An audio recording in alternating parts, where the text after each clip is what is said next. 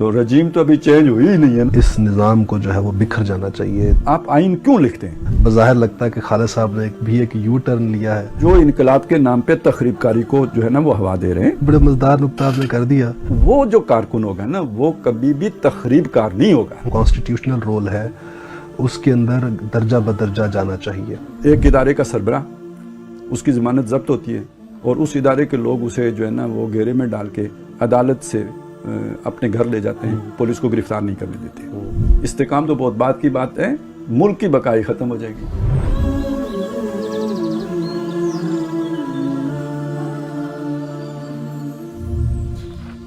बिस्मिल्लाहिर्रहमानिर्रहीम। तज़किरा और तबसरा के साथ मैं हूँ डॉक्टर इमरान बुखारी।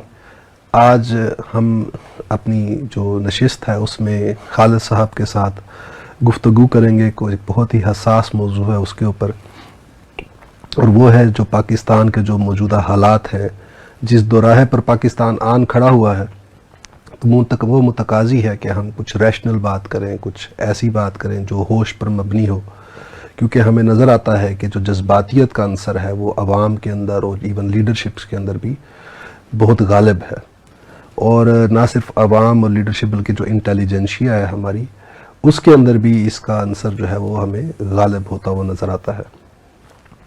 मैंने सोचा, मैंने गुज़श्ता दिनों मैंने असल में एक अनीक नाजी साहब का एक प्रोग्राम देखा, जिसमें वो उन्होंने बताया अपने एक टीचर के बारे में गवर्नमेंट कॉलेज के, कि वो बहुत ज़्यादा फ्रस्ट्रेटेड थे इस मौजूदा निज़ाम के साथ, और वो जिस नतीजे पर पहुँचे थे वो ये था कि इस निज़ाम को जो है वो बिखर जाना चाहिए, तोड़ फोड़ हो जानी चाहिए और स्टेटस को टूट जाना चाहिए। ये इदारा अगर हमारी जो इस्टेब्लिशमेंट है वो अगर इसके अंदर टूट फूट होती है तो होने दें, इसे तबाह होने दें। ये जो स्टेटस को है, ये गिवन स्ट्रक्चर जो है ये इस्तेहसाली है, ज़ालमाना है, तो ये टूटेगा तो फिर कोई नई तामीर होगी।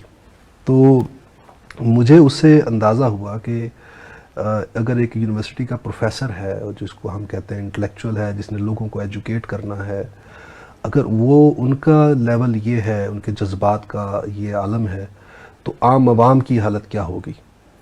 तो मैं काफ़ी तशवीश में मुब्तला हुआ इस बात को सुनकर, अनीक नाजी साहब की उस वाक़े को सुन के, कि फिर मुझे खालिद साहब का एक क्लिप मिला। वो रिसेंटली एक प्रोग्राम किया खालिद साहब ने, उसमें से एक क्लिप जो था वो शेयर हुआ। फिर उसके ऊपर खालिद साहब ने एक तहरीर भी जो है वो लिखी और उसको अपने उस क्लिप को मज़ीद निखार के वाज़े किया। अगर उसके अंदर कोई मिस कॉन्सेप्शन डेवलप हो सकती थी किसी की, या कि कोई मिस परसीव कर सकता था उसे, तो उन मुगालतों को दूर करने के लिए उन्होंने एक बड़ी जाम एक तहरीर भी लिखी। और वो खालिद साहब की वो बिल्कुल डिफरेंट स्टांस था। उसके ऊपर हम खालिद साहब से आज डिस्कशन करते हैं कि खालिद साहब जो उस नतीजे पर पहुँचे हैं, और बज़ाहिर लगता है कि खालिद साहब ने एक यू टर्न लिया है, तो वो उसकी वजह क्या है, तो उसको हम आप खालिद साहब से आज उसको डिबेट करेंगे, डिस्कस करेंगे। खालिद साहब, आपका जिस मैंने क्लिप का हवाला दिया, उसमें आपने जो आपका ट्रेडिशनल स्टांस हम हमेशा देखते रहे हैं, और जिसकी वजह से आप पर लेबल भी लगता रहा कि आप एंटी एस्टेब्लिशमेंट हैं, और आपने इस दफ़ा जो क्लिप आया आपको, उसमें आपका जो इमेज सामने आ रहा है वो प्रो एस्टेब्लिशमेंट नज़र आ रहा है, और आप उस डिस्ट्रक्शन से लोगों को मना कर रहे हैं, और आपने ये स्टैंड लिया है, या आप ये व्यू पॉइंट पेश कर रहे हैं कि हमें इस वक्त जो इस्टेब्लिशमेंट है उसने जो अभी रिसेंट एक प्रेस कॉन्फ्रेंस हुई उसके पस मंज़र में जो रियलाइजेशन उनके अंदर हुई है, तो आप कह रहे हैं कि हमें इनको मौका देना चाहिए और उन पर एतबार करना चाहिए। और आपने साथ ही ये भी तलकीन की कि जो इस्टेब्लिशमेंट है हमारी, उसको यकदम पीछे नहीं हटना चाहिए, उसको जो उसके जो रिट्रीट है, उसको अपने जो कॉन्स्टिट्यूशनल रोल है उसके अंदर दर्जा बदर्जा जाना चाहिए। तो ये आप ऐसा क्यों कह रहे हैं कि आप, इसका मतलब है कि आप कह रहे हैं कि वो इस वक्त जो उनका रोल है, पॉलिटिकल रोल, आप उसे इंडोर्स कर रहे हैं। तो आप ज़रा इसकी थोड़ी मज़ीद वजाहत करेंगे कि इसके पीछे आपके जो व्यू पॉइंट है वो, या जो फ्रेम ऑफ माइंड में क्या ख्याल है, तसव्वुर है जो आपके चल रहा है।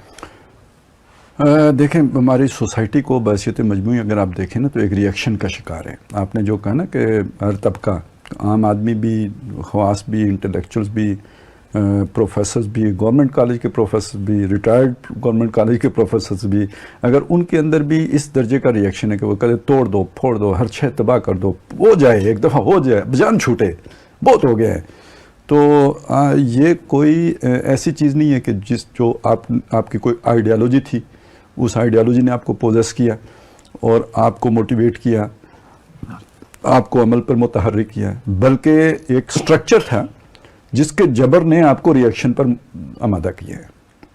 ये किसी आइडियालॉजी के नतीजे में आपकी ये सोच नहीं बनी है जी, बल्कि एक रिएक्शन के नतीजे में बनी है। अब ये आपसे बेहतर कौन जान सकता है इस बात को कि ये जो एक्शन रिएक्शन, खासतौर पे जो एक माशरे का एक्शन रिएक्शन है, एक तो फिजिक्स के मैदान में जो एक्शन रिएक्शन होते हैं ना, वो तो चलें इक्वल होगा, जब जिस ताकत का एक्शन होगा उसी ताकत का रिएक्शन आएगा, लेकिन माशरे में ये तो एक जो जैसे होता है ना वो स्नोबॉल इफेक्ट जिसे हम कहेंगे, ये तो जितना एक्शन का रिएक्शन दुगना तिगना होगा, और ये नहीं कि फिर उसका कोई रिएक्शन नहीं होगा, ये तो फिर चेन रिएक्शन का एक वो गियर चलेगा और ये आपको लेके जाएगा अल्टीमेट डिस्ट्रक्शन पे। सही। और ये डिस्ट्रक्शन कोई ऑर्गेनाइज्ड डिस्ट्रक्शन नहीं होगी, ये तो बस एक यूं समझिए कि एक क्यास क्रिएट करेगी, या यूं कह लीजिए ये डिस्ट्रक्शन जाके मुंतज होगी अनार्की पे, तवायफुल मुल्की पे, डिसऑर्डर पे। इसके नतीजे में ये समझना कि कोई तामीर होगी, ये है बहुत बड़ा मगालता। और देखिए हर शेख चिल्ली उस शाख को काट रहा होता है जिस पर वो बैठा होता है, उस अहमक को ये नहीं पता होता कि मैं गिरूंगा। उसे जब बताया जाता है कि भाई आप गिरोगे तो वो कहता है तुम अहमक हो जो मुझे कहते हो, मैं तो शाख काट रहा हूं, मैं तो इधर बैठा हूं, मैं क्यों गिरूंगा।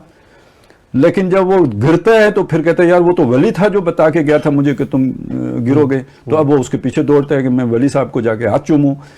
तो इसी तरह के हमें शेख चिल्ली दस्तियाब है इनकलाबी, कि जो इनकलाब के नाम पे तखरीबकारी को जो है ना वो हवा दे रहे हैं, और उसके नतीजे में माशरे ने तबाह होना है, बर्बाद होना है, अनारकी पैदा होनी है। नंबर एक बात तो ये है जो मेरे जहन में है। दूसरी बात ये कि मतलब वो जो लीडरशिप है वो लोगों के अंदर जज्बात को उभार रहे हैं जो कि स्टेबल नहीं होते। सर असल में तो जो सच्ची बात तो ये है ना, पॉलिटिकल लीडरशिप कोई भी हो, वो तो देखते हैं कि भाई लहर क्या है हवा की, उस पर उन्होंने सवार होना होता है। ये अवाम के अंदर ये जो जज्बात हैं ये यकीनन उस निज़ाम की रिएक्शन में है। अब जिसने भी वो नारा लगाना है ना, जिसकी फ्रीक्वेंसी उस अवामी जज्बे के करीब तर होगी ना, उसको लोग सर पे बैठा लेंगे। ठीक है ना, तो वो तो अपने मौके की तलाश में होता है ना जो भी एक। और ये इसको यूं ना देखें कि भाई ये सिर्फ इमरान खान का करिश्मा है ना, ये जब नवाज शरीफ वोट को इज्जत दो तो उसने भी तो पूरा एक दफा हिला के रख दिया था ना।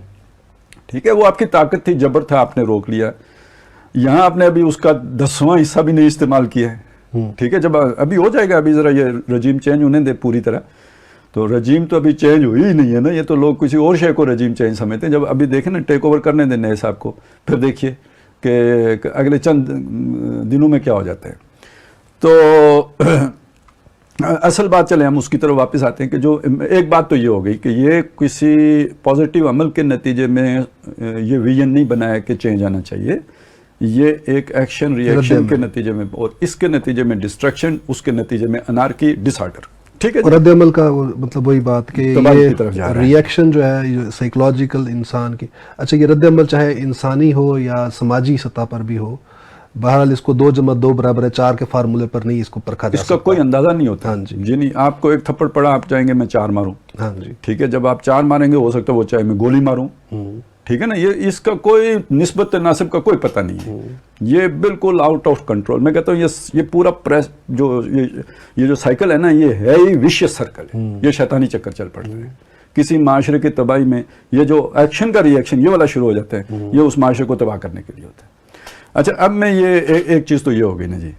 अब मैं जो दूसरी चीज़ देख रहा हूँ वो क्या है कि पाकिस्तान अफगानिस्तान नहीं है कि आप यहाँ 40 साल फुटबॉल खेलते रहें, कभी नजीबुल्ला आ जाए, कभी तालिबान आ जाए, कभी कौन आ जाए, तो उन पहाड़ों में सर टकराने के लिए कोई आए ना, जो आए तो वो वहाँ पे पैर जमाए ना। ये तो यानी यूँ समझिए कि पत्ते के ऊपर जो है ना रखा हुआ पानी की बूंद है।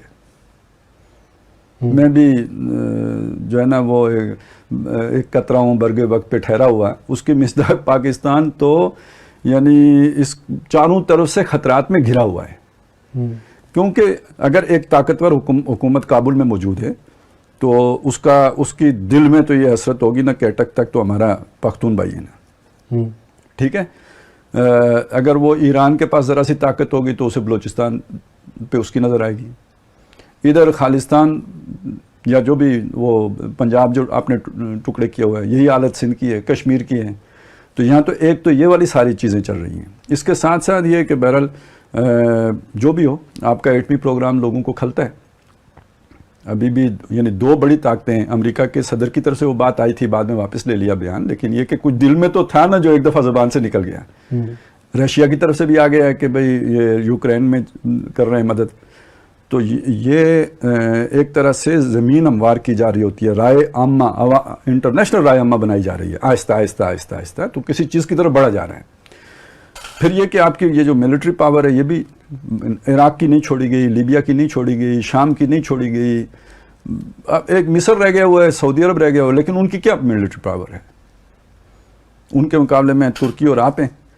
اور ترکی تو خیر چلیں بہت حد تک نیوٹرلائز ہو چکا ہوا ہے, تو آپ ہی آپ ہو. پھر تو اگرچہ کہ کوشش یہ ہوگی کہ آپ بھی سرنڈر کریں, لیکن اگر نہیں کرتے تو خطرہ تو ہے نا, آپ پوٹینشیل تھریٹ تو ہے نا. تو گویا یہ نہیں ہے کہ خلا ہے انٹرنیشنلی. آپ جس جگہ پہ موقع پہ موجود ہیں آپ کے ارد گرد گدھ ہیں کہ جو آپ کی لاش کو بمبوڑنے کے لیے تیار ہیں. اور کچھ انٹرنیشنل جو بھی طاقتیں ہیں ان کی نظر میں بھی آپ کا ایٹمی پروگرام کھلتا ہے بس باوجود بس بہت لہٰذا آپ اگر اندر سے کمزور ہوں گے تو جیسے آپ کا مدافعتی نظام کمزور ہو تو کوئی نہ کوئی وائرس آتا ہے. اس طرح یوں سمجھیے کہ پھر آپ کے اوپر حملے ہوں گے, یا جو بھی آپ کی ایسٹس ہیں, نیوکس ہیں, یہ چیزیں ان سے آپ کو ہاتھ دھونا پڑے گا. تو صرف یہی نہیں ہے کہ ان فائٹ ہوگی, صرف یہی نہیں ہے کہ ہمیں جناب آپس میں جو ہے نا یہ تبعیہ ایکشن کا ریئیکشن ہوگا. پھر ہمیں وہ ایک پڑوسی کی یلغار کا بھی سامنا کرنا پڑے گا, کیونکہ ان کے اپنے عزائم میں گریٹر ہندوستان کے بھی تو ہے نا. تو اس لیے یہ لگتا ہے کہ جناب اگر ہم یوں کمزور پڑے تو اس کے نتیجے میں پھر یہ ہوگا کہ جی ہمیں اپنی بقا مشکل ہو جائے گی. استحکام تو بہت بات کی بات ہے, ملک کی بقا ہی ختم ہو جائے گی. اب یہاں سے تیسری بات کی طرف میں آتا ہوں. وہ جو میں ایک بات یہاں سے سوال ایک چاہتا ہوں, تھوڑی سی وضاحت آپ کر دیں کہ یہ جو آپ کہتے ہیں کہ ہمارا ایٹمی پروگرام دنیا کو کھلتا ہے, ہمارا جو نیریٹو ہے, جو ہمارا بیانیہ ہے, وہ تو یہ ہے کہ یہ ہم نے کوئی ہمارے اوفینسو کوئی ہماری کوئی ایسا سوچ نہیں ہے. یہ تو ہم نے ڈیٹرنس انڈیا کے سے جو ہمیں پوٹینشیل تھریٹ ہے اس کو کاؤنٹر کرنے کے لیے بطور ڈیٹرنس ہم نے رکھا ہے بس. تو ہمارا تو ویسے ہی نیریٹو ڈیفینسو ہے. تو پھر ہم نے تو اپنے دفاع کے لیے بنایا تھا یہ پروگرام, کوئی شک نہیں ہے. تو دنیا کو کیوں کھلتا ہے یہ؟ سب پہلی بات یہ ہے کہ میں بھی یہی یقین رکھتا ہوں کہ ہم نے دفاعی کے لیے بنایا ہے. میں اس سے بھی آگے نگیٹو ہو کے یہ کہتا ہوں کہ ہم نے جنگ سے بچنے کے لیے بنایا ہے. کیونکہ ہمارے اتنے معاشی مفادات ہو گئے تھے ہماری کمپنی بہادر کے کہ وہ اب لڑنا مرنا نہیں چاہتے تھے. تو لڑنے سے بچنے کا ایک ہی طریقہ ہے, آپ کے پاس ڈیٹرنس ہو تاکہ آپ کے ساتھ کوئی لڑائی نہ کرے. ٹھیک ہو گیا, میں تو یہاں تک بھی جانے کے لیے تیار ہوں. لیکن یہ کہ آپ کے خمیر میں بھی کچھ پرابلم ہے, آپ کے سافٹ ویئر میں کچھ پرابلم ہے, اور جس کو جب چیک کیا جاتا ہے تو وہ پرابلم ہمیشہ سامنے آتی ہے. وہ کیا پرابلم ہے کہ ویسے تو آپ نہ دین کی پرواہ کرتے ہیں, نہ سنت رسول کی پرواہ کرتے ہیں, نہ کچھ بھی نہیں کرتے, لیکن اگر نبی صلی اللہ علیہ وسلم پر کوئی بات آتی ہے تو کوئی نہ کوئی مصطفیٰ کھڑا ہو جاتا ہے کا نام لیوا, ٹھیک ہے, شہادت کا کلمہ پڑھ کے تو ایسی تیسی پھرنے کے لیے تیار ہو جاتا ہے, ایکسٹریم قدم اٹھانے کے لیے تیار ہو جاتا ہے. ابھی وہ گورنر صاحب سلمان تاثیر کو مار دیا, ٹھیک ہے, اس کے گارڈ نے مار دیا. یہ وہ شے ہیں کہ جو بہرحال دیکھیں جب کوئی ایک جو عالمی طاقتیں ہوتی ہیں انہوں نے جب اپنے مفادات دیکھنے ہوتے ہیں تو اس میں یہ چیز جو ہے اس میں آتی ہے میئرمنٹ میں کہ یار اگر فرض کریں کل ان کی اسٹریٹجی میں سعودی عرب کسی نقشے میں آتا ہے, مدینہ کسی کہیں گریٹر اسرائیل میں شامل ہوتے ہیں, تو یہ جو دیوانے ہیں اگر ان کے پاس کوئی اسٹرینتھ ہوئی, کوئی طاقت ہوئی, کوئی کیپیبل ہوئے, تو یہ کہیں کوئی دماغ نہ خراب ہو جائے کسی کا. لہٰذا اس سے پہلے اس چیز کو نیوٹرلائز کرنا وہ ضروری سمجھتے ہیں. हिफ्ज़ मा तक़द्दुम जिसे हम कहते हैं, जिसको वो कहते हैं प्रीएम्प्टिव डॉक्ट्राइन। यानी ये ज़रूरी नहीं है कि आप प्रीएम्प्ट करेंगे, आप जो है ना वो किसी पे अटैक करेंगे तो उसके बाद वो आपको आके तो टैकल करेगा, नहीं। वो कहते हैं जिससे हमें ये खतरा भी होगा कि ये कल हमें नुकसान पहुंचा सकते हैं, पोटेंशियल है उसके अंदर हमें नुकसान पहुंचाने का, तो उसका इरादा हो, नीयत हो, इससे कोई गरज नहीं है, हम वो पोटेंशियल छोड़ेंगे नहीं। ठीक है, अब मेरा ख्याल है ये वो चीज़ अब क्लियर हो गई। ठीक हो जाएगा। तो अब आ जाए इस चीज़ की तरफ कि ये जो एंटी और प्रो वाले बात है। देखें, हम रेवोल्यूशन की बात करते हैं और रेवोल्यूशन के साथ लोग खुद से अपने परसेप्शन की बुनियाद पर ये बात जोड़ लेते हैं कि रेवोल्यूशनरी तो एंटी स्टैब्लिशमेंट होगा, तो ज़ाहिर है तनकीद तो होती है, तो उसकी बुनियाद पर वो अगर एंटी स्टैब्लिशमेंट के तौर पर आपको ब्रैकेट करते हैं तो कोई गलत बात नहीं है, आपकी बहुत सारी बातें ऐसी होती हैं। लेकिन अब यहाँ पे वो फ़र्क है, एक जिसे कहते हैं ना नज़रियाती आदमी का और एक तखरीबी आदमी का। तखरीब कहाँ से पैदा होती है? रिएक्शन से पैदा होती है। आप रिएक्शन में आए तो आप एक तखरीबकार हो। आपके पास बम होगा तो बम मारोगे, जैकेट होगी तो फाड़ोगे। अब मुझे बताएं कि जो एक खुदकुश बमबार होता है या जो आपने शुरू में नक्शा खींचा है प्रोफेसर साहब का, इन दो में फ़र्क क्या है? ठीक है ना, तो रिएक्शन हमेशा आपको एक ही जगह पे लेके जाएगा। ठीक है ना, टोटल डिस्ट्रक्शन पे। तो एक जो तखरीबकार है वो तखरीबकार होगा जो तबाह करना चाहता है, बर्बाद करना चाहता है, तामीर हो न हो इससे उसे कोई गरज नहीं। अच्छा, जो इनकलाब खासतौर पे जो नजरियाती कारकुन होगा इनकलाब का, इनकलाब के लफ्ज़ के साथ दोनों बातें, तखरीब भी जुड़ जाएगी, क्या करें, इसीलिए इनकलाब को मनफी लफ्ज़ के तौर पे। अच्छा साहब, ये चूंकि एक बड़े मज़ेदार नुक्ता आपने कर दिया तो मेरे ज़हन में एक साइकोलॉजिकल कॉनोटेशन आ रही, तो मैंने कहा साथ ही यहीं पर ना वो अटैच करता जाऊं ताकि फिर फ्लो में आप अपनी बात कर लें। वो ये आपने एक कहा कि एक वो जो खुदकुश बमबार होता है, जो मदरसे से उठता है या कोई जाहिल होता है, पढ़ लिखा भी नहीं होता, और एक यूनिवर्सिटी का पढ़ा लिखा, ये दोनों एक ही नतीजे पर पहुंच रहे हैं। और पहुंच कब रहे हैं? जब इनकी इमोशंस ने इनको डोमिनेट किया है, जब इनकी रैशनैलिटी नीचे दब गई है। बिल्कुल ठीक है। तो यहाँ से जो बिल्ड होती है वो ये कि इंसान की इमोशंस जब भी उस पर हावी हो जाए, फिर चाहे वो पीएचडी हो चाहे वो अनपढ़ हो, पहुंचेगा कि इंस्टिंक्ट से ना जी, इंस्टिंक्ट से, जैसे मालूम है तो ऐसे इसमें भी है जी। इसको इंसान बनाने वाली शय, इसका रैशनल मतलब पूरा वो अगर अकल कंट्रोल कर रही है, अकल तो अरबी में कहते ही उस शय को है जो ब्रेक है, जो बांधने वाली है, जो लगाम है, जो कंट्रोल करने वाली है। अगर वो किसी भी वजह से, नशे की वजह से, गुस्से की वजह से, रिएक्शन की वजह से, किसी वजह से भी वो ब्रेक खुल गई, तो फिर आप में और अवान, बल्कि इंसान फिर अवान से ज्यादा खतरनाक हो जाता है, क्योंकि वो खुद कुछ बम्बार नहीं बन सकता। ठीक है, वो ज्यादा ज्यादा सींग मारेगा आके, अपना भी तोड़ेगा, आपका पेट फाड़ेगा, प्लानिंग नहीं कर सकता। हाँ, इतनी लंबी वो नहीं सोचेगा। ठीक है ना, उसने तो बस फ्रस्ट्रेशन में जितना भीड़ है आके आपको टप लगेगी और खुद भी मरेगी, आपको ये वो भी खुदकुशी करती है ना। लेकिन ये कि आप तो फिर मतलब वो बहुत ही सीवियर किस्म का वो लेके आएंगे सारा सुबह ये मसला है। इसीलिए कहा सुम्मा रददना हुआ असफला साफिलीन। वो भी कहा है इनके पास आंखें हैं, देखते नहीं, सुनते हैं, कान। तो ये सारा असल में वो जो रिएक्शन है ये इंस्टिंक्टिव होता है ना। ठीक है, ठीक हो गया, आगे चलो। तो अब आ जाए, देखें कि एक जो रेवोल्यूशन बराए इस्लाह या रेवोल्यूशन बराए तामीर, वो जो कारकुन होगा ना, वो कभी भी तखरीबकार नहीं होगा। ठीक है ना, इंपॉर्टेंट पॉइंट ये वो तखरीबकार नहीं हो सकता। हाँ, वो आपको एक वक्त में एंटी स्टैब्लिशमेंट नजर आएगा। कब नजर आएगा? कि स्टैब्लिशमेंट का वो एक्शन कि जिसके नतीजे में माशरे में ऐसा रिएक्शन पैदा होने का खतरा वो महसूस करेगा, तो वो उस एक्शन की हमायत नहीं कर सकता। जैसे 9/11 के बाद परवेज मुशर्रफ के ब्लंडर्स की हमने हमायत नहीं की, ठीक है, शदीद तरीन मुखालफत की, क्योंकि ये उसके अंडे बच्चे हैं जो आज पैदा हो रहे हैं। यहां तक नहीं ये पहुंचेंगे, वैसे तो वो एक पूरा तसलसल 75 साल का है, लेकिन ये कि वो अपनी एक्सट्रीम को पहुंचा है परवेज मुशर्रफ के उस यूटर्न के नतीजे में।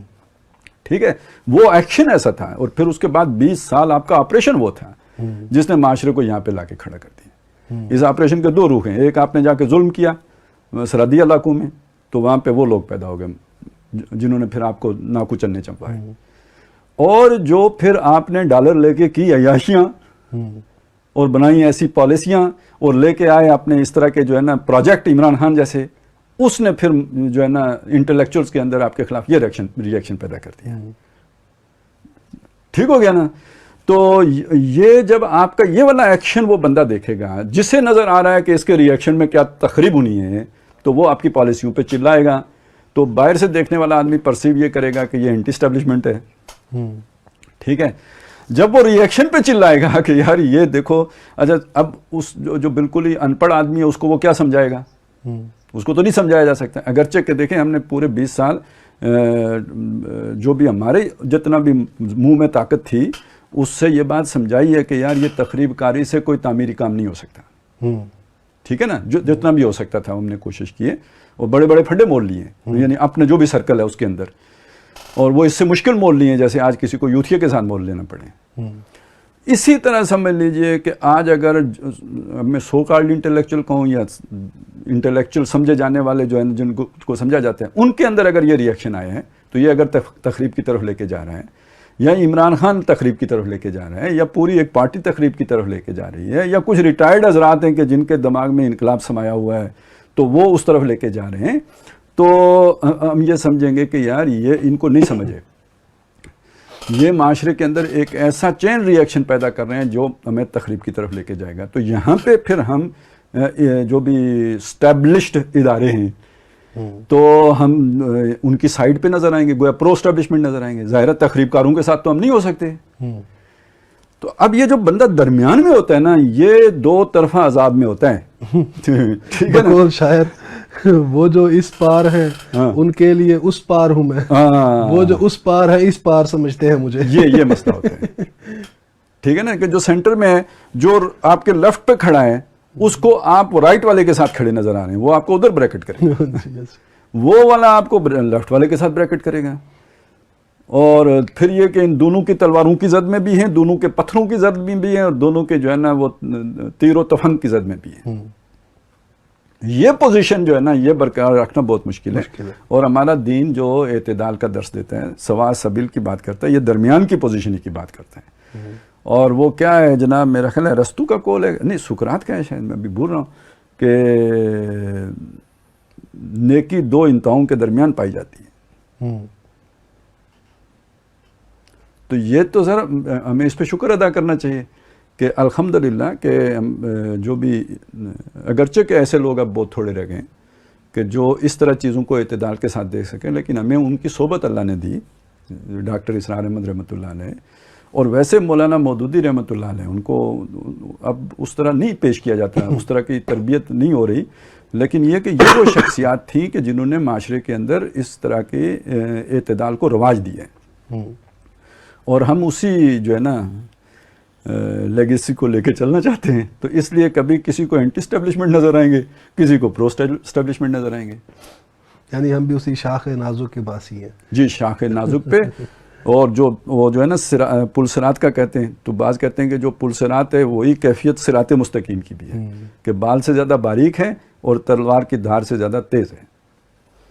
یعنی کہ ہمارا جو بھی سٹانس رہا ہے ہمیشہ سے، وہ آپ کا جو سٹانس، جو باتوں سے آپ کی جو ڈیرائیو کر سکا ہوں، وہ یہ ہے کہ آپ کا رول ہمیشہ جو ہے وہ ایک کانسٹیٹیوشنلسٹ کا رہا ہے. یعنی آپ جب اسٹیبلشمنٹ جب بھی اپنے کانسٹیٹیوشنل رول سے کبھی باہر نکلی ہے تو آپ اس وقت اس کو پر تنقید کرتے رہے کہ اس کا ایک ری ایکشن جو نکلے گا وہ ان پروپورشنیٹ ہوگا. تو اس لیے آپ اس سے وہ متنبع کرنے اس کو ہم یہ بات بھی کہہ سکتے ہیں. لیکن اصل میں دیکھیں، ظاہر ہے اس آئین کو ہم مکمل طور پر جو ہے نا وہ کامل نہیں مانتے، یعنی ابھی اس میں بہت ساری اصلاح کی گنجائش سمجھتے ہیں. لیکن کاروبار مملکت چلانے کے لیے اس کو آخری آپشن سمجھ، ابھی جب تک آپ اس پوزیشن میں نہیں آتے کہ اس کے اندر صحیح معنوں میں اصلاح کر سکیں، تعمیر نو کر سکیں، تو تب تک یہی وہ واحد ڈاکومنٹ ہے کہ جو آپ کی ریاست کو ایک آرڈر کے تحت منظم رکھ سکتا ہے، مربوط رکھ سکتا ہے، اور جسے کہتے ہیں نا چلیں بہت ہی سہولت کے ساتھ نہ بھی کہیں تو جیسے تیسے چل رہی ہے اس طرح چلا سکتے ہیں. اگر آپ نے اس کو ڈسٹرب کر دیا اور اس سے ہٹ کر جب کوئی بھی ادارہ کام کرتا ہے ماورائے آئین یا رول آف دا لا کا خیال نہیں رکھتا، تو وہاں سے فساد کے پروسیس کا آغاز ہو جاتا ہے، ایک چین ری ایکشن کا آغاز ہو جاتا ہے کہ جو سوسائٹی کے لیے نقصان دہ ہوتا ہے. اچھا، اس سے ایک اور بھی سوال ہے جو جڑا ہوا ہے، وہ یہ ہے کہ جو انسٹیٹیوشنز ہوتے ہیں ان کا اپنا ایک اس کی ریلیونس ہوتی ہے، ایک امپورٹنس ہوتی ہے اسٹیٹ اسٹرکچر کے اندر. مثلا پولیس ہے، بیوروکریسی ہے، پارلیمنٹ ہے، جوڈیشری ہے، ہمارے جو ڈیفینس انسٹیٹیوشنز ہیں، ہر انسٹیٹیوشن کی اپنی کچھ ہوتی ہیں. جیسے ہماری باڈی ہے، دل کا اپنا ایک کام ہے، فنکشن ہے، جگر کا اپنا ہے، ہاتھوں کا اپنا ایک فنکشن ہے. تو اب اگر یہ انسٹیٹیوشنز جو ہیں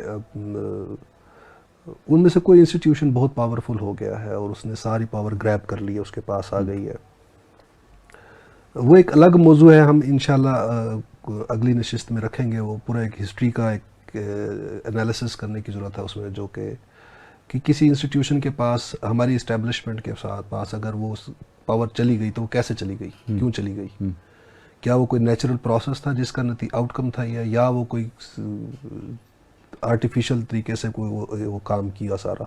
لیکن میں اس وقت جس چیز پر آپ کی اوپینین چاہ رہا ہوں وہ یہ ہے کہ اگر کسی انسٹیٹیوشن نے باقی انسٹیٹیوشنز کی بھی طاقت اپنے پاس مرتکز کر لی ہے، گریب کر لی ہے، تو اب اس کا ہم ایک آؤٹ کم دیکھ رہے ہیں اس وقت.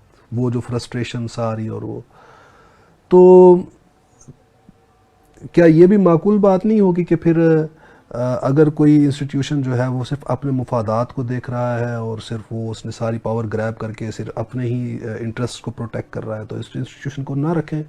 یہ نہیں ہوگا تو وہ پاور ڈسٹریبیوٹ ہوگی نا، پھر واپس سب کے پاس آئے گی. یہ پیش کیا جاتا ہے آئیڈیل صورت میں تو بات ٹھیک ہے، مطلب آپ کہیں اگر تجربہ کر رہے ہوں کسی لیبارٹری کے اندر تو اس میں تو یہ چیز ٹھیک ہے. گیون سرکمسٹانسز دیکھنے پڑتے ہیں اپنے ارد گرد کے حالات کو. آپ انٹرنلی دیکھیں گے تو ہو سکتا ہے وہ ادارہ آپ کو فضول لگے کہ اس کے بغیر بھی ریاست کا کام چل سکتا ہے. ایکسٹرنلی بھی دیکھیں گے، آگے پیچھے لوگوں کی آنکھیں بھائی ان میں آپ کے لیے محبت کے زمزمے بہ رہے ہیں، یا یہ کہ کچھ بدنیتیاں شامل ہیں، تو اس کو جب دیکھیں گے تو ہو سکتا ہے کہ وہ سب سے اہم ہو وہی ادارہ، اس کے بغیر تو ایک ادارہ بھی باقی نہ رہے. تو یعنی وہ 3D میں دیکھیں گے تو صحیح طرح سمجھ آئے گی نا بات کو. صرف ایک طرف دیکھنے سے، یک روخا ہونے سے تو بات نہیں سمجھ آتی. ہولسٹک پوائنٹ آف ویو سے بالکل. ایک بات تو یہ ہوگی. دوسری بات یہ کہ یہ بات اپنی جگہ پہ صحیح ہے کہ جب ایک ادارے کے پاس طاقت ہوگی اور اس کو اگر کھلی چھٹی ہوگی، اس پر کوئی چیک نہیں ہوگا، اس پر کوئی مانیٹرنگ نہیں ہوگی، وہ کسی کو جواب دہ نہیں ہوگا، تو وہ برگد کا وہ درخت بن جائے گا جو پوری ریاست کو پھر گرو نہیں کرنے دے گا. اس کے نیچے کوئی اور ادارہ گرو نہیں کر سکے گا. ٹھیک ہے نا. تو اس اصل میں آپ آئین کیوں لکھتے ہیں؟ نہ لکھیں اور چھوڑ دیں. جس کے پاس طاقت ہے تو وہ اپنے ڈنڈے سے چیز منوا لے گا. کیا جب آئین نہیں لکھے جاتے تھے تو کیا ریاستیں نہیں تھیں، امپائرز نہیں تھیں؟ تھی نا. کیسے چلتی تھی؟ اسی اصول پہ چلتی تھی. تو بھئی آپ نے آئین کیوں لکھے؟ کہ جب ایسے ہوتا تھا کہ کوئی امبیلنس ہوتا تھا، پھر اس کے نتیجے میں لاکھوں لوگ مرتے تھے تو وہ بیلنس میں آتی تھی چیز. ٹھیک ہے نا. ایک بہت بڑی سول وار ہوتی تھی. تو آپ نے چیزوں کو اس سے سیکھ کر آپ نے کہا جناب یہ چیز یہاں پہ پہنچے گی تو ہم اس کو یوں کریکٹ کر لیں گے تاکہ پرامن طریقے سے انتقال اقتدار کو ممکن بنائیں گے، پرامن طریقے سے بیلنس کر دیں گے جہاں پہ بھی کوئی پاور جو ہے نا وہ فساد کریٹ کر رہی ہوگی. تو یہ کب ممکن ہے؟ جب آپ قانون کی حکمرانی کو تسلیم کرتے ہوں. اگر آپ طاقت کی حکمرانی کو تسلیم کریں گے تو پھر تو جو طاقتور ادارہ ہے وہ اس کی چلے گی، پھر اصول کی تو نہیں چلے گی. تو پھر بیلنس کیسے کریں گے؟ ہو ہی نہیں سکتا. پھر تو بیلنس تو تبھی ہو سکتا ہے کہ جب آپ قانون کی حکمرانی کو دل سے مان چکے ہوں. تو یہ تو ہر ادارہ مانے. ٹھیک ہے. آئین آپ کیوں لکھتے ہیں؟ اسی لیے لکھتے ہیں کہ بھائی آپ کے یہ حقوق ہیں، یہ آپ کے فرائض ہیں بطور ادارہ. یہ اس ادارے کے حقوق و فرائض ہیں، یہ اس ادارے کے حقوق، یہ اس کے کرنے کے کام ہیں، یہ اس کی ذمہ داریاں ہیں، یہ اس کے جو ہے نا پریولیجز ہیں، یہ سارا جو ہے نا یہ اس کا سٹرکچر ہے، یہ سارا آپ ڈیفائن کر دیتے ہیں. آئین یہ شے ہے نا. تو اب جو چیز یہ ہے کہ اگر آپ یہ چاہتے ہیں کہ وہ ادارہ برگد کا درخت نہ بنے تو اس کو بیلنس کرنے کے لیے دوسرے اداروں کو بھی آپ پاور دے دیتے ہیں. اور وہ اگر ایسی کوشش کرے کہ جس سے کسی دوسرے ادارے کے اوپر کوئی حرف آتا ہو، اس کی ترقی رکتی ہو، اس کے کام میں مداخلت ہوتی ہو، تو اب اس کے اندر ایک بیلنس پیدا کیا جاتا ہے. اور یہ بڑی عجیب بات ہوگی نا بہت. یعنی کسی بھی ریاست کے مطلب فیل ریاست کہنا چاہیے. کہ ہائی آفیشلز جو ہیں اس ریاست کے اداروں کے بڑے لوگ وہ رول آف لا کو جو ہے نا پاؤں کی جوتی سمجھیں. ٹھیک ہے نا. مثلاً یہ کتنا بڑا حادثہ ہے کہ ایک ادارے کا سربراہ اس کی ضمانت ضبط ہوتی ہے اور اس ادارے کے لوگ اسے جو ہے نا وہ گھیرے میں ڈال کے عدالت سے اپنے گھر لے جاتے ہیں, پولیس کو گرفتار نہیں کرنے دیتے. ٹھیک ہے نا. یا آپ نے اپنی طاقت کا مظاہرہ تو کر دیا اور یہ بتا دیا کہ ہمارے آگے کوئی قانون کچھ اہمیت نہیں رکھتا, لیکن آپ نے کتنا امبیلنس کریٹ کر دیا, کتنی غلط ایجوکیشن کر دی سوسائٹی کی, یہ آپ کو اندازہ نہیں ہے. ٹھیک ہے. اس سے بڑی بات ہو گئی کہ ایک قومی اسمبلی کا سپیکر یا ڈپٹی سپیکر وہ ایک ایسی رولنگ دے دے کہ جو رول آف لا کے خلاف ہے. ٹھیک ہے نا. ایسے ہی جیسے کوئی گلی میں بچے کھیلتے ہوئے ایک دوسرے کے ساتھ حرکتیں کرتے ہیں, اس طرح کی حرکتیں اس لیول پہ ہو رہی ہوں. پھر یہ کہ جس طرح عدلیہ کے بڑے بڑے جو ججمنٹس آئی ہیں پچھلے دور میں, اور جس طرح صادق و امین ڈکلیئر ہوئے ہیں اور جس طرح کاذب اور خائن ڈکلیئر ہوئے ہیں, ایون کانسٹیٹیوشن کو ری رائٹ کیا گیا, جس طرح یہ کیا گیا ہے, یہ در حقیقت فیلڈ اسٹیٹ ہونے کی بڑی بڑی علامات ہیں. ٹھیک ہے نا. اس کا مطلب یہاں جس کی لاٹھی اس کی بھینس چلے گی. تو جب ایک لاٹھی اور بھینس والا لے کے چلے گا تو پھر یہ کہ دوسرا وہ حرکت کرے گا جو جہاں سے ہم نے بات شروع کی ہے.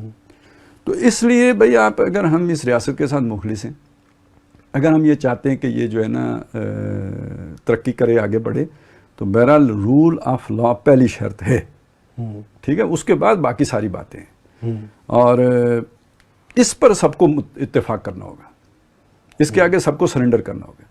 اچھا, وہ جو بات میں نے کہی تھی نا کہ بھئی یہ کیوں ابھی ایک دم پیچھے نہ ہٹیں, تو چونکہ یہ برگد کا درخت ہمارے اوپر 75 سال سایہ کیے رہا ہے, ہمارے باقی محکمے آگے نہیں بڑھ سکے, سیاسی پارٹیاں گرو نہیں کر سکی, ادارے نہیں بن سکے, یعنی سیاسی پارٹیاں سیاسی ادارے نہیں ہیں. میرا اصل میں سوال متعلق بھی آپ کے اس تھیسس سے تھا. ٹھیک ہے نا. ہماری سیاسی پارٹیاں جو ہیں وہ ہمارے سیاسی ادارے نہیں ہیں, وہ ابھی یوں سمجھ لیجئے کہ وہ کمپنیاں ہیں, لمیٹڈ کمپنیاں ہیں کچھ لوگوں کی ہیں. ٹھیک ہے نا. وہ کس ایک درجے میں چلیں, نیم سیاسی ادارہ اسے کہہ لیں, ان کے اوپر ملکیت کسی اور کی ہے, وہ عوامی پارٹیاں نہیں ہیں. تو ان کو ایک ترقی یافتہ ملک میں جس طرح کی ایک سیاسی پارٹی ہوتی ہے, وہ جو عوام کو جس طرح پارٹیسپیشن دیتی ہے, تو ان کی اونرشپ ہوتی ہے, وہ اب اس طرح کی ہماری سیاسی پارٹیاں نہیں بنی. اچھا, جب یہ نہیں بنی تو اس کا مطلب یہ ہے کہ جو آپ کی جو اصل ٹیلنٹ تھا نا, جو آپ کی لیڈرشپ کا, وہ اوپر نہیں آیا. جمہوریت کا حسن ہی ہے نا کہ جیسے دودھ میں کو بلوتے ہیں تو اوپر مکھن آ جاتے ہیں, تو جمہوری عمل اصل میں تو وہ ہے کہ آپ کے معاشرے کی جینیئن لیڈرشپ کو اوپر لے کے آئے. یہ جو کنٹرول جمہوریت ہوتی ہے, یا یہ جو اس طرح کا سیاسی کلچر ہوتا ہے جیسے کہ ہمارے ہاں ہے, یہ آپ کا ملک کا چھٹا ہوا بدماش اوپر لے کے آتے ہیں, جینیئن لیڈرشپ نہیں لاتی. اچھا, وہ جو بدماش ہوتا ہے اس کا ویژن ہمیشہ وہ چکری بہت ہوتا ہے, کننگ ہوتا ہے, وہ مکر و فریب کے ہنر میں بہت جو ہے وہ تیز ہوتا ہے. ویژن کوئی نہیں ہوتا, اسٹیٹس مین نہیں ہوتا. ٹھیک ہے. ہر چکری کا یہی چکر ہوتا ہے نا کہ وہ دور تک نہیں دیکھتا, وہ بڑا اس کی شارٹ سائٹڈنس ہوتی ہے اس کی.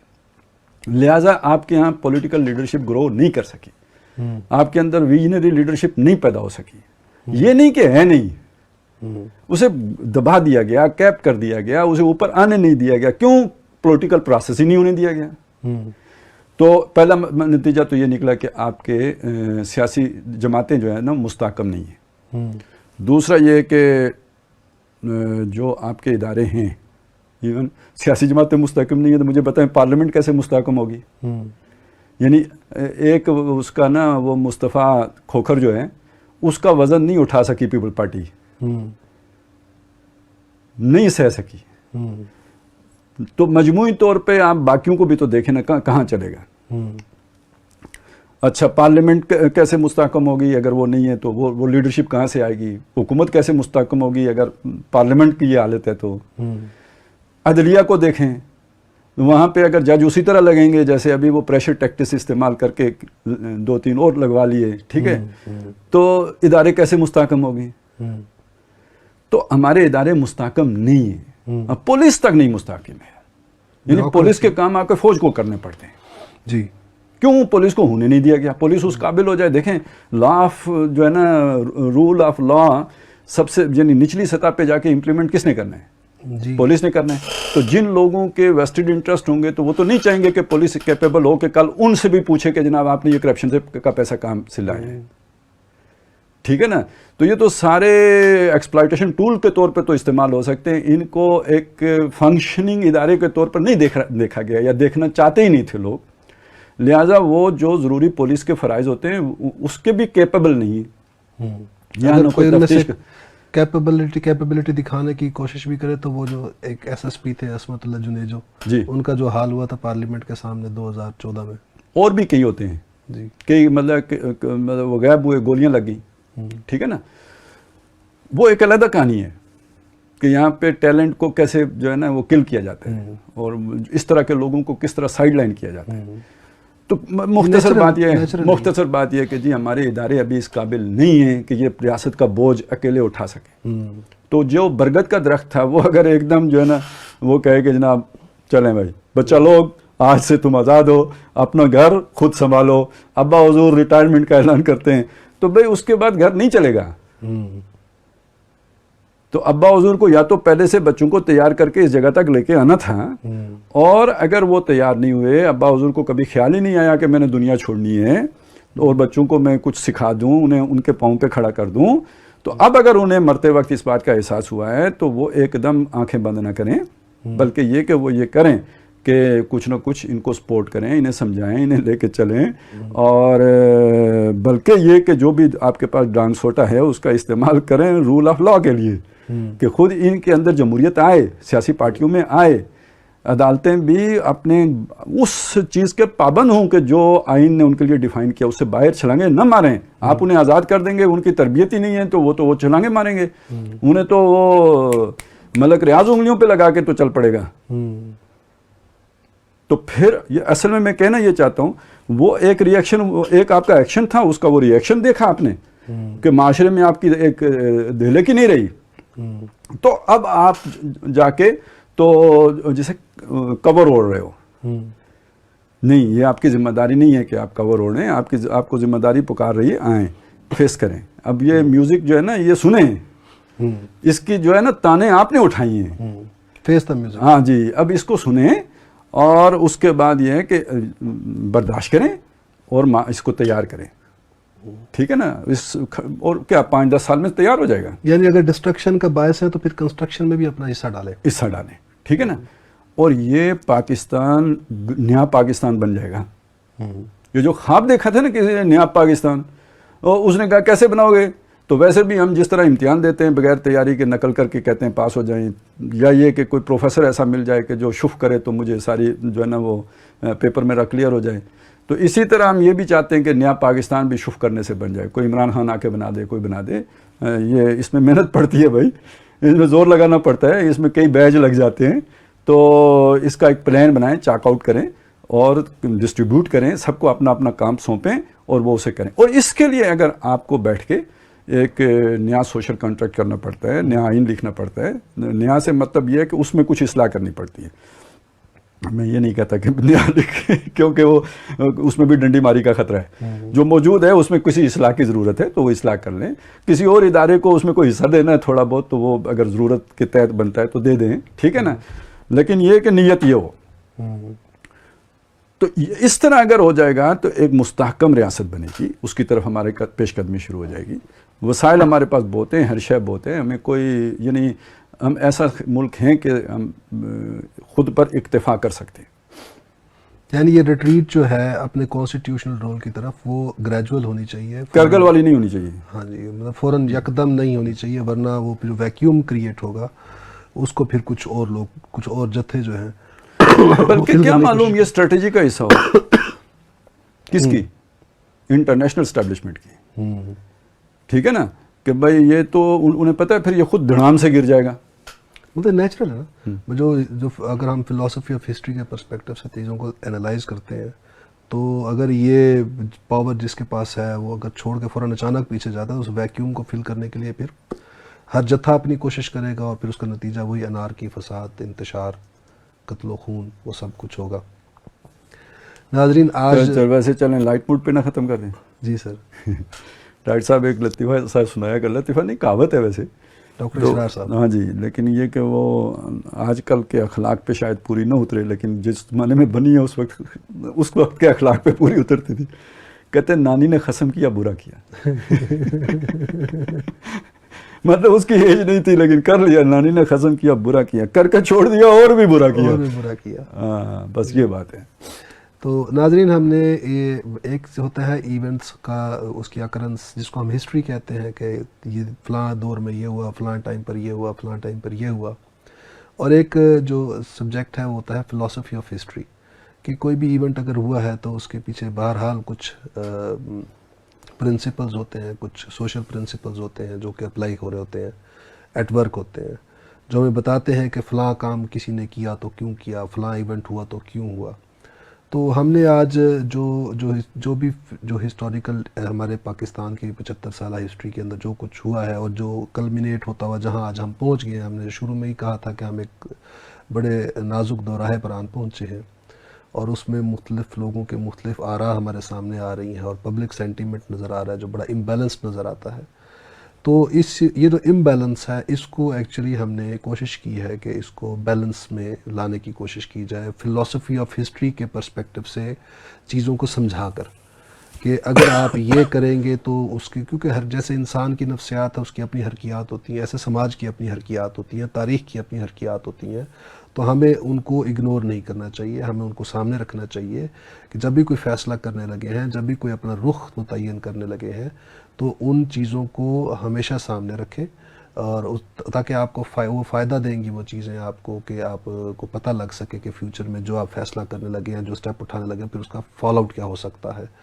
तो जो जज्बाती हमें इस वक्त नज़र आता है तो उसका हमने कोशिश की है कुछ आपके सामने तज्जिया करके सामने रखें कि अगर ये कोर्स अडॉप्ट किया जाए, फॉलो किया जाए, तो फिर उसका फॉल आउट ये होगा कि यहाँ पर अनारकी होगी, फसाद होगा, और कोई भी माकूल जो जहन है, दिमाग है, या कोई भी माकूल इंसान जो है वो कभी भी इंतशार, कत्लो खून और अनारकी को जो है वो सपोर्ट नहीं कर सकता, उसे इंकरेज नहीं कर सकता। तो हमेशा एतदाल का रास्ता ये है कि जो भी तब्दीली आए कोशिश होनी चाहिए हमारी कि वो ग्रेजुअल हो, इर्तकाई मनाजिल से होते हुए गुजरे, तो उसके अंदर स्टेबिलिटी भी होती है उसके अंदर, और उसके अंदर क्या कहते हैं तखरीब भी नहीं होती उसके अंदर। और अल्लाह ताला से दुआ है कि अल्लाह ताला हमारे। मैं आपने जो बात की इसमें सिर्फ दो बातें तवज्जो दिलाने के लिए कर रहा हूँ, मुझे ख्याल आया अभी कि देखें हमारी इस्लामी तारीख़ में बहुत सारे हुक्मरान ऐसे गुजरे हैं कि जिन्होंने कब्ज़ा कर लिया, ताकत के बल पर वो चढ़ गए। तो इस पे एक बहस छिड़ी कि भाई इनके ख़िलाफ़ बगावत हो सकती है या नहीं हो सकती। तो जो भी अहादीस हैं उनको देख के अक्सर जो भी हमारे फ़ुक़हा हैं उन्होंने कहा बस जब चढ़ गया सो चढ़ गया, अब उसको आपने गवारा करना है। लेकिन बाज़ फ़ुक़हा ने, जिनमें इमाम अबू हनीफ़ा भी शामिल हैं, उन्होंने इजाज़त दी है कि आप उनके ख़िलाफ़ खुरूज कर सकते हैं, यानी जंग कर सकते हैं, लेकिन उसकी दो शर्तें मुकर्रर की हैं। एक शर्त ये रखिए कि जनाब आपके पास इतनी ताकत हो कि आप यानी सिर्फ फसाद ना पैदा करें बल्कि आप उन्हें उतार सकते हो। कम अज़ कम बज़ाहिर अहवाल आपके पास इतनी ताकत जमा हो गई हो असबाब की सतह पर कि आप उनका मुकाबला करके उन्हें उतार सकते हो, नंबर एक। और नंबर दो ये कि आप उसके बाद एक नया निज़ाम कायम भी कर सकते हो। ये नहीं कि आपने वो आर्डर तबाह कर दिया और उसके बाद आप जो है ना फसाद की कैफियत में पूरी कौम को लेके आ गए। उस फसाद से वो एक नाजायज़ हुक्मरान जो है ना उसका इक़्तिदार बेहतर है, ठीक है ना। तो मैं ये कहता हूँ कि ये तो उन्होंने जो दो शर्तें लगाई ना, ये तो वाक़याती तरतीब से है ना, पहले ये और दूसरी ये। अगर आप असलन देखें तो क्या है, यानी आपके पास अगर नया इंतज़ाम करने की ताकत नहीं है, यानी निज़ाम को चलाने का आपके पास पोटेंशियल नहीं है, स्ट्रेंथ नहीं है, तो आपके पास, आपको ये बेशक आपके पास इतनी ताकत हो कि आप उसे गिरा सकते हो, आपको कदम उठाने की इजाज़त नहीं है। तो ये तामीर और तखरीब, ये कोई हमने कोई नई बात नहीं निकाली है, ये हमारे दीन का मजाज है और हमें दीन उसकी तालीम है कि भाई आप ये जो भी थोड़ी बहुत अगर फ़र्ज़ करें खून खराबा होता है तो उसकी इजाज़त सिर्फ इस सूरत में है कि जब उससे बड़ा तामीरी मकसद हासिल किया जा सकता हो। महज खून खराबा जो है ना ये दीन को मतलूब नहीं है, बल्कि अगर वो तामीरी मकसद हासिल नहीं हो सकता तो अगर वो फैसला करने में महज जज्बातियत थी तो जितने लोग मरेंगे इस तरफ के भी और उस तरफ के भी, उनका खून उन लोगों की गर्दनों पर होगा कि जिन्होंने इनिशिएटिव लिया होगा। सही। تو ناظرین ہم آج اپنے پروگرام کو یہیں پر ختم کرتے ہیں. آئی ہوپ ہم کنٹریبیوٹ کر پائے ہوں گے لوگوں کا جو ذہن ہے اس کو تبدیل کرنے میں, ان کو اعتدال کی راہ پر لانے میں. ہم جو کوشش ہم نے کی ہے اس پروگرام کے ذریعے سے, اللہ تعالیٰ سے دعا ہے کہ اللہ تعالیٰ ہماری اس کوشش میں برکت ڈالے, اور ہم اگلی جو نشست ہے انشاءاللہ وہ اس سے منسلک ایک اور اینگل سے ہم چیزوں کو لے کر آئیں گے, پاور ڈائنامکس کے پرسپیکٹو سے, کہ پاور کی ڈائنامکس کیا ہوتی ہیں, اور آج جہاں ہم کھڑے ہوئے ہیں یہاں پر ہم کیسے پہنچ گئے.